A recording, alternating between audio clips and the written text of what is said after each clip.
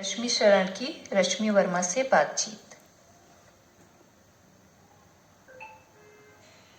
बहनों, हम जिस समाज में जी रहे हैं वह आधुनिक होता जा रहा है और हम विकास की ओर भी बढ़ रहे हैं। हम चाहे समाज में देखें या अपने देश की तरफ, हम धीरे धीरे आधुनिकता की तरफ बढ़ते जा रहे हैं।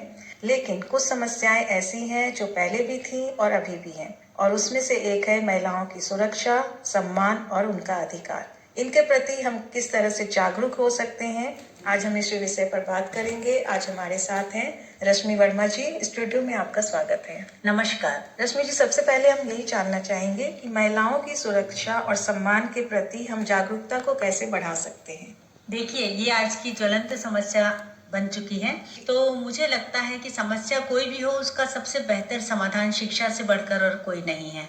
अगर ये शिक्षा सही मूल्यों की सही दिशा में दी जाती है तो एक बहुत अच्छे संस्कार के रूप में हर बच्चे में डालकर उसका बौद्धिक विकास किया जा सकता है। तो कई हद तक इस समस्या के समाधान में हमको जरूर मदद मिलेगी जी। और दूसरी बात जो मैं आपसे कहूंगी, शिक्षा की जब बात हो रही है तो शिक्षा केवल स्कूलों में नहीं, सबसे पहले तो ये परिवार से शुरू होती है। बिल्कुल, उसका प्रयोग भी होना चाहिए। जी हाँ, बिल्कुल। और बच्चा अपने घर से ही सीखता है ना सारी चीजें। तो अगर माता पिता आपस में मर्यादित भाषा में बात करते हैं, एक दूसरे से सम्मान के साथ में बात करते हैं, बजाय ये कि तुमसे नहीं होगा ये शब्द बोलने की बजाय हेल्प करते हुए एक दूसरे की, हाँ मिलकर कर लेते हैं ना, हो जाएगा, कैसे नहीं होगा, ये जब बातें बच्चा देखता है तो बचपन से ही उसके मन में ये बात आ जाती है कि मिलकर सब कुछ किया जा सकता है। और जब माता पिता उदाहरण बनते हैं तो ये तो एक बहुत गहरी नींव के रूप में बात उसमें संस्कार के रूप में ढल जाती है। बिल्कुल। और जब हम महिलाओं की बात करते हैं तो एक समस्या आती है, हमारे समाज में बहुत समय से चली आ रही है, पितृसत्तात्मक सोच और लैंगिक भेदभाव। इसे कैसे कम किया जाए। जी हाँ, पितृसत्तात्मक सोच मतलब पुरुष प्रधान समाज, ये इसकी जड़ें बहुत गहरी हैं। और ये बचपन से ही देखा जाता है कि बालक बालिका हो, महिला पुरुष है, उनके खान पान रहन सहन सभी में भेदभाव किया जाता है। तो बच्चे बोल नहीं पाते हैं लेकिन उनका मन कहीं ना कहीं आहत होता है इस बात से। तो ये परिवार में शुरुआत से ही इस बात का ध्यान रखा जाए कि बालक बालिका हो, महिला पुरुष हो, उनमें इस तरीके का भेदभाव ना हो। परिवार में अगर कोई भी काम किए जाते हैं तो कामों का बंटवारा ना हो कि ये काम महिला करेगी, ये काम पुरुष करेगा, बल्कि कामों को सभी को मिलजुल कर करना चाहिए। हर तरह के काम को सभी लोग मिलके करें। जी हाँ, और आजकल तो बहुत जरूरत है इसकी। हाँ बिल्कुल।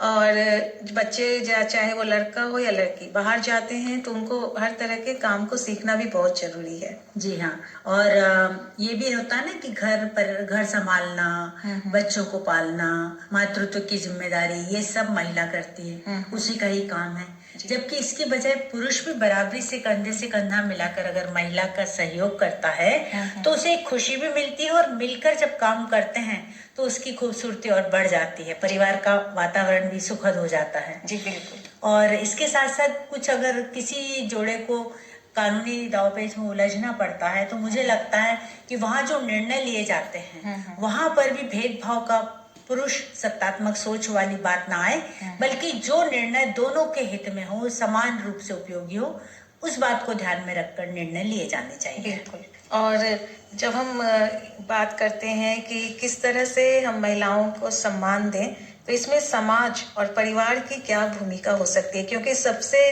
जरूरी जो बेस है वहीं से बनता है। जी हाँ, परिवार में जैसे शुरू में ही घी लगी रोटी बच्चों को देना है, किसको देना है, तो मतलब चाहे वो शिक्षा हो, लेकिन ये चीजें अब कम हो गई है, बहुत कम हो गई हैं। देखिए ना, अब समाज जब बदलना शुरू करता है तो अपने आप ही परिवर्तन आता है। बहुत खुशी की बात है कि आज हम बहुत ऊपर आ गए इससे।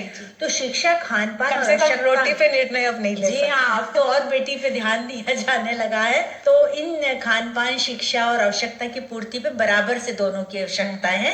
माता पिता आजकल ध्यान भी देते हैं। तो ये हमेशा मैं कहती हूँ, अगर कोई परिवार छूट रहे हो तो वो भी इस चीज को फॉलो करने लगे। इसके साथ साथ बचपन से ही माँ अगर बच्चों में ये आदत डाले कि हमें नारी का सम्मान, नारी क्या पुरुष दोनों का ही सम्मान होना चाहिए, तो अगर महिलाओं के प्रति हमें सम्मान का भाव रखना है, ये संस्कार एक बीज के रूप में बच्चों में डाले जाएं। हम लोग एक सोच के साथ जीते हैं कि बेटी पराया धन होती है। तो यहाँ पे उनको धन ही क्यों मानना है। बिल्कुल सही।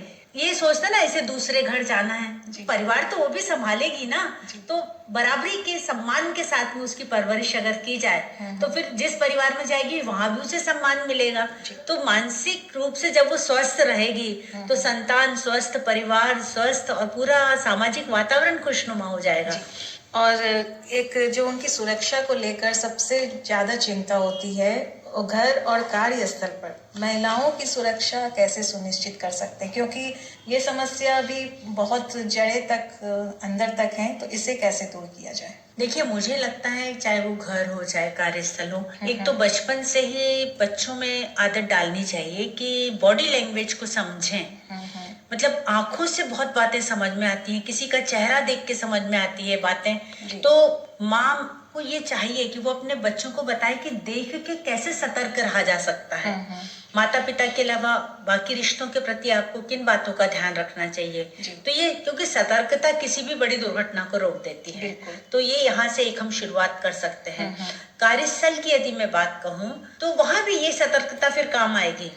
और यदि आपके साथ कोई घटना घटती भी है तो कोई एकदम से कभी भी कोई घटना बड़ी नहीं होती।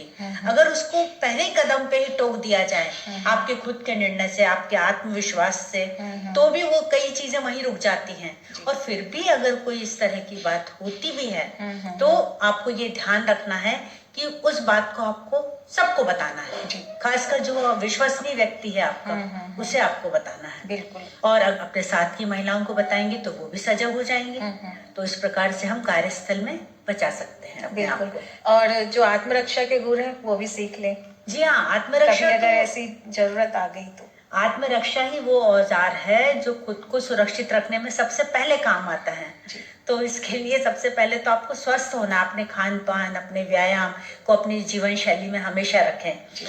दूसरी बात है, अपने अंदर जब भी कोई समस्या आती है तो अपने ताकत होनी चाहिए कि हम हमारे हाथ पैरों को चला सकें। दूसरा, कभी कोई घटना घटती भी है तो आपको उस समय डरना नहीं है, समाधान के बारे में सोचना है। और ये कब हो सकता है? जब आप दिमाग को शांत रखेंगे।